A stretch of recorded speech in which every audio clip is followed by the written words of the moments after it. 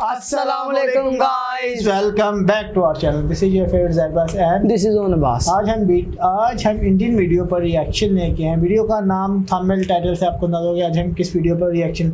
Video का नाम है Why All God Were Born in India। Video start करने से पहले आपसे गुजारिश है चैनल कर दें सब्सक्राइब, बेल आइकन कर दें प्रेस और इंस्टाग्राम को लाजमी फॉलो अगर करें। आप इसी तरह किसी और वीडियो पर रिएक्शन है तो उसका लिंक कमेंट बॉक्स में इंस्टाग्राम पे शेयर करें, हम उस पर भी ज़रूर रिएक्शन दें। आज हम देखते हैं कि why are God born in India, Y.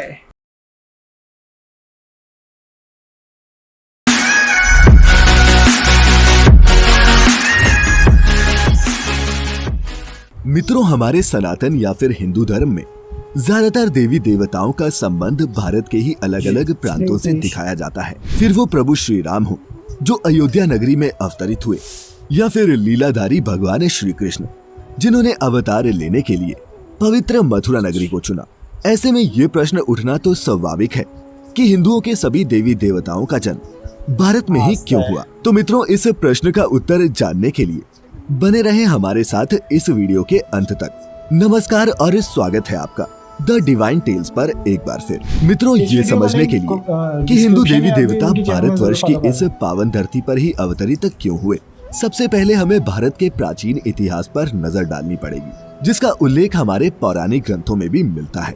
दरअसल भारत का जो स्वरूप आज हम देख रहे हैं और हमें ऐसा लगता है कि भारत इतना ही बड़ा है, हजारों साल पहले ये ऐसा नहीं था, बल्कि पृथ्वी के इस सबसे बड़े भूभाग को प्राचीन काल में जम्बू द्वीप के नाम से जाना जाता था। मार्कंडेय पुराण में वर्णन है कि जम्बू द्वीप का फैलाव उत्तर और दक्षिण के बजाय मध्य के क्षेत्र में ज्यादा था और उस फैलाव क्षेत्र को मेरुवर्ष या फिर इलावर्त के नाम से भी जानते थे। इलावर्त पहले चक्रवर्ती सम्राट पुरुरवा की माँ का नाम था। इलावर्त के केंद्र में पहाड़ों के राजा सुनहरे मेरु पर्वत था।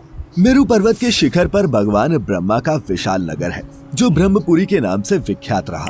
ब्रह्मपुरी के आसपास 8 और भी शहर बताए गए, जिसमें से एक भगवान इंद्र का और 7 दूसरे देवी देवताओं के बताए गए हैं। मित्रों, इसी संदर्भ में हमें एक और मत त्रेता युग से जुड़ा हुआ भी मिलता है, जिसमें ये उल्लेख है कि भगवान राम के काल के हजारों वर्ष पहले प्रथम मनु स्वयंभू मनु के पौत्र और प्रियव्रत के पुत्र ने इस भारतवर्ष को बसाया था, पर तब इसका नाम कुछ और था। जो मित्र ये सोचते हैं कि प्रभु राम के अनुज भरत के नाम पर हमारे देश का नाम भारतवर्ष पड़ा, उनको बता दें कि इसके पीछे भी हमें अलग अलग मत अपने धर्म ग्रंथों में मिलते हैं। वायु पुराण के अनुसार महाराज प्रियव्रत का खुद तो कोई पुत्र नहीं था, इसीलिए उन्होंने अपनी पुत्री के पुत्र यानी कि अपने पौत्र अग्निंद्र को गोद ले लिया था, जिसका लड़का नाभि था। नाभि की एक पत्नी मेरु देवी से जो पुत्र पैदा हुआ उसका नाम ऋषभ था। इन्हीं राजा ऋषभ के पुत्र भरत हुए और इन्हीं के नाम पर हमारे देश का नाम भारतवर्ष पड़ा। साथ ही एक और प्रचलित मत ये भी है कि पुरुवंश के राजा दुष्यंत और शकुंतला के पुत्र भरत के नाम पर ही हमारे देश का नाम भारतवर्ष पड़ा, जिसके बारे में आपने भी काफी सुना होगा। हालांकि तब का भारत, जिसे आज के कुछ मनुष्य अखंड भारत भी कहते हैं, उसका भौगोलिक क्षेत्र बहुत ज्यादा विस्तृत था और इसमें वर्तमान समय के कई देश जैसे पाकिस्तान, अफगानिस्तान, श्रीलंका, बांग्लादेश, भूटान, नेपाल, ईरान, इराक और चीन का कुछ भाग इस सभी के अंतर्गत आता था। यही अखंड भारत आर्यवर्त के नाम से भी प्रसिद्ध था। और मित्रों, ऐसा नहीं है कि हिंदू मंदिर सिर्फ भारत में ही देखने को मिलते हैं। दुनिया के कई देश हैं जहाँ प्राचीन मंदिर के प्रमाण मिलते हैं और ऐसी कई जगह हैं जहाँ आज भी सनातन रीति रिवाज से पूजा पाठ होता है। थाईलैंड के राज परिवार पर सदियों से हिंदू धर्म का गहरा प्रभाव रहा है। वहाँ के लोग ये तक मानते हैं कि थाईलैंड के राजा भगवान विष्णु के ही अवतार हैं। सनातन भावना का सम्मान करते हुए ही थाईलैंड का राष्ट्रीय प्रतीक भी गरुड़ रखा गया है। इंडोनेशिया के जावा में प्रम्बानन मंदिर प्राचीन जावा का सबसे विशाल हिंदू मंदिर है। ये मंदिर खास तौर पर ब्रह्मा, विष्णु और महेश को समर्पित है। इस मंदिर को यूनेस्को ने विश्व धरोहर की सूची में भी शामिल किया है। मंदिर में त्रिदेवों के साथ ही उनके वाहनों के भी मंदिर मिलते हैं और ऐसा माना जाता है कि इस मंदिर का निर्माण 9वीं सदी के आसपास हुआ था। इसके अलावा बाली में पुरातमन सरस्वती मंदिर और जावा में स्थित सिंगसरी शिव मंदिर भी मौजूद है, जो इस बात का प्रमाण है कि अखंड भारत काफी दूर तक फैला हुआ था और हिंदू धर्म की नींव सिर्फ उस भारत से नहीं निकली है जैसा हमें आज के समय में नजर आता है।